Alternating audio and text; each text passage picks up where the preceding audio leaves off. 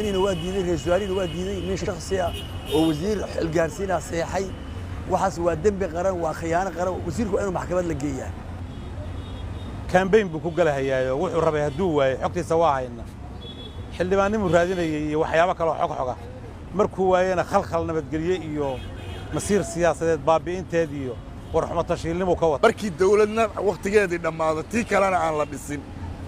واحد لما داينه هجام كلا حق labada xafiis ee dalka ugu sareeya madaxweynaha iyo ra'iisul wasaaraha ayaa si cad ah u sheegay inaysan waxba ka ogeyn heshiiska wasiirka batroolka xukuumadda federaalka Soomaaliya uu saxiixay heshiiskaas ayaa waxa uu quseeyaa shidaal soo saaris iyadoo wasiirku hore u sheegay in madaxweynaha arintani uu la ogaa balse xafiiska madaxweynaha arintaasi uu beeniyay haddaba marka ay soo baxday warqadaas heshiiska wasiirku soo bandhigay ayaa bulshadu waxa ay hadal heen badan ka sameeyeen baraha bulshada iyo sidoo kale meelaha dadka ay iskugu yimaadaan iyagoo markaas si weyn uga hadlaya arinta shidaalka haddaba shacabka ku dhaqan magaalada Muqdisho ayaynu wax ka weydiinay sida ay u arkaan heshiiskaasi la shaaciyay iyo beeninta labada xafiis ay ku beeniyeen in ay wax kala socdaan heshiiskaasi صيحة ما جبته من مدحوينين وادي رئيسوارين وادي من شخصية ووزير الجارسين صيحي وحس ودم بقرار وخيانة قرار وزيركم إنه محكمة للجية الشركة أو دلالة بحين يا جيرو صحيح يوحي كو إرجودان وحي كو أنت عودان ربع وعبا ولا إيصحي أو ربع إنه يصير قطان أما الدلال كل رياضيان أبو كيلان لا لوجري بحيان مدحوينين واسكب أما برياشي رئيسوارين واسكب برياشي وزيركم إنه محكمة للجية ولا صاحرة وخيانة قرار الهشيس وحرس من النقطة بين وحس أنا أقدر أغلى وحجرنا أن هاي في الصومالي وحبك بقوي رئيسوارين وحبك بقوي سي عاديين دوكمنت هشيس وحصح النقطة markii xukuumadda la baasmareeyo golaha wasiirada ay baasmareeyaan baarlamaanka uu saxo madaxweynaha uu ku soo saxo faafinta rasmiga iyo heshiis noqda laakiin nin dawladda ma jirto hadda maxaa hadda uu heshiis ugu galo waxa weeye nin dan leh oo raadsanaya gunno raadis ah oo raba inay shirkado wax ka qaata baa saxiixay oo qoray mana saxiixin asaga wuxuu dhiibaaliyay mid maratay gacan yara سفارة وحكمة وجين ولا وزير وحكمة وجين مدحوينها نك شغالة وحكمة وجين برلمان هذا وحاسين عيانا مجرى هذا سيهامبا حتى وزير أما عد كستا أو شيء جلي كرتا مجرى قرن ليا نكاس أسرع نين وحدهم بوها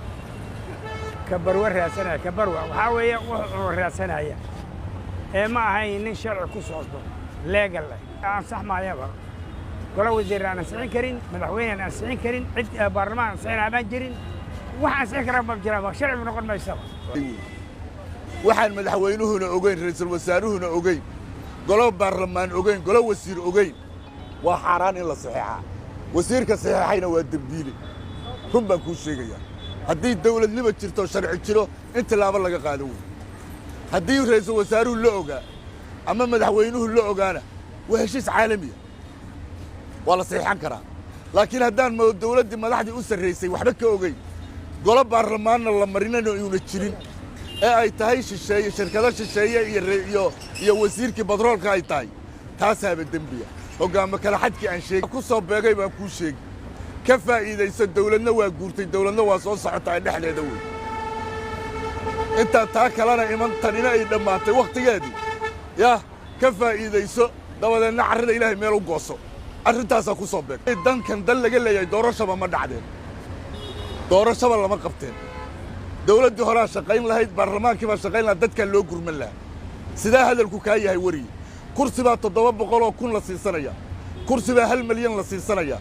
kursi baa 500,000 la siisanaya dollar dadkii u dhalatayna gaashu u baqtiyaya oon carruurtii biyalaan bay u baqtiyayaan taas ayada ha soo hadal qaadin ma fahanti dad inna dan kama leh maxaan cunaa xildhibaan ha layga dhigo oo maxaad qaban lacag baan rabaa wasiir ha layga dhigo maxaad qaban lacag baan rabaa ra'iisul wasaare ha layga dhigo maxaad qaban lacag baan rabaa madaxweyne iga dhigo maxaad qaban lacag baan riwaayadda meesha ka socotaa waa lacag baan rabaa dad iyo dal iyo diin midna shaqo laguma leh aad ma fahanta horta ilaahay wax khayr qaba ha noo keeno ilaahay baan abaarta naga furan kara ilaahay baan baryaynaa ilaahay abaarta naga furta madaxweynuhu hadduu hadda 7 milyan wax ka ogaanayo hal sano ka hor buu warqad soo saaray oo uu yidhi dawladdeeda wax heshiisa ma geli karto ilaa dawlad dambe oo wax saxiixda la helo taasuu hore u yidhi kan marka waa falsification weeye in wax la qaataa lagu sahlanaya haddii la isku qabtay waxaa la yidhi hangaralaha baalka la yidhaahdo hadduu afka wax la waayo fataduusan la waayey haddii lacagtii ay qabsoomi weyday oo haddana qoraal kale iyo amar kale oo dawladeed uu ka daba yimid in meel lagu baxsado la raadinaya qorshuhu waa intaas suuragal maaha wax ka jirana ma leh wasiirku hallaysa inay shidaal soo saarto oo khayraad ummadda deeqsiiso oo dadka wax u qabato waxaa ka horraysa dalkii Soomaaliya oo ummaddiisii ay Soomaalida tahay oo ku kala qoqoban oo qofba meel ku nool yahay in marka hore ayaga saaxa dhab ah oo nabadeed la dhex dhigo horta goorma markaad wax soo saarayso wax samaynayso waxa weeye qof qaarka dambe ka qaawan qaarka hore hadduu ka labisto ceebteedu ka muuqataa dalkaana asagu wuxuu u baahan yahay midayn horumar hantidan Soomaaliya wada leh qof ma leh qoysna ma leh markii ummadda Soomaaliyeed dhammaanteed si cayiman amnigeeda iyo nabadgelyadeeda iyo isu socodkeeda iyo daadajinta dawladnimadeeda u gaarto u dhaqaaqdo baa la soo saaray laakiin haddii qaarka hore iyadoo ka qaawan qaarka dambe ka qaawan qaarka hore laga asturo laga dabdaboolo wax inflation iyo dhibaan ahayn sii kordhin mayso wasiirkii xalay idaacadda ka hadlay batroolka waa saxiixan haddii saaka la yidhaahdo la kaale ciddaad ka saxiixday ma keeni karo kambayn buu ku galahayaayo wuxuu rabay hadduu waayey xogtiisa waa hayna xildhibaannimuu raadinayay iyo waxyaabo kaloo xog markuu waayena khalkhal nabadgelye iyo masiir siyaasadeed baabi'inteed iyo warxumo tashiilnimuu ka wataa heshiiska wasiir shaqaalow uu saxiixay oo shidaalku annagaa iska leh badaha annaga iyo dhulka annaga waa ka buuxaa arrintaas madaxweynaha hadda ka hor dhigreeta ka soo saaray inaan wax heshiisa la geli karin ilaa dawlad cusub la helo sidaas baa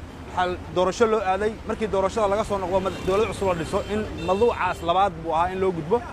in marka wasiirka oo aan dareesanahay inuu degaan doorashadiisu ay baraa u ahayd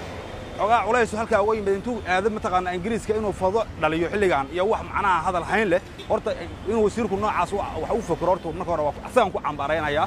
fal u qalmana ma ahayn waxaan kala u mahadcelinayaa madaxweynaha iyo ra'iisul wasaaraha oo laba warqad oo iswaafaqsan xalka ka soo saaray oo diidmo ah hadda waqtigeedana ma ahayn wasiirkan waxaan leeyahay walaalow kursiga adigu haddaad kursiga beel baa iska leh haddaad kursi u xanaaqsan tahay hadda gogol ka dhigo oo beeshaada la macaabilta laakiin ummadda Soomaaliya khayraadkeeda ha ka been sheegin